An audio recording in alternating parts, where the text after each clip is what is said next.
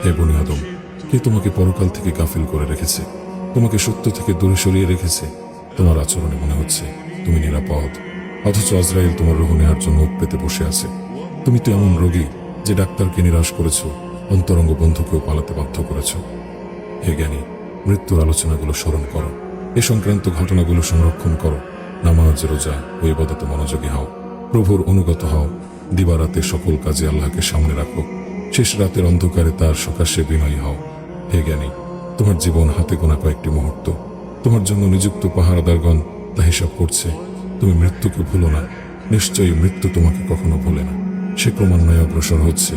সে যখন তোমার শ্বাস বন্ধ করে দেবে, চিরকাল তোমার আমল করার সুযোগ বন্ধ হয়ে যাবে। তোমার প্রাণবায়ু বের করে দেয়াই তার সর্বশেষ ইচ্ছা।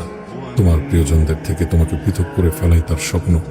হে উদাসীন, তুমি একটু ভেবে দেখো তোমার অবস্থাটা কি হবে। তোমার মৃত্যুর পর একজন তোমাকে গোসল দেবে, তুমি তো স্বেচ্ছায় গোসল করতে পারবে না।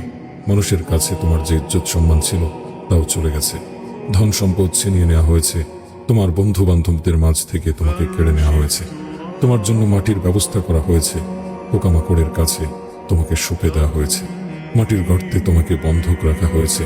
অল্প কিছু সময় ক্রন্দনকারীরা তোমার জন্য কেঁদেছে, অতঃপর দীর্ঘ সময় পর্যন্ত তোমাকে ভুলে আছে। আজ তোমার আপন বলতে আর কেউ নেই। তোমার দেহের উপর বিচার আচার চলছে, ছিন্ন ভিন্ন হয়ে গেছে তোমার সাথে আসা কাফন। তোমার জিহ্বা পুরাতন হয়ে মাটিতে মিশে গেছে। মনে হয় কখনোই তুমি কথা বলনি, চক্ষু মাটি খেয়ে নিয়েছে, মনে হয় তুমি কখনো দেখনি। হে আদম সন্তান, মনে হচ্ছে মৃত্যুর মাধ্যমে তুমি আপন পরের প্রকৃত অবস্থা অনুধাবন করতে পারছো। তুমি খুব চিন্তিত, খুবই দুঃখ ভারাক্রান্ত।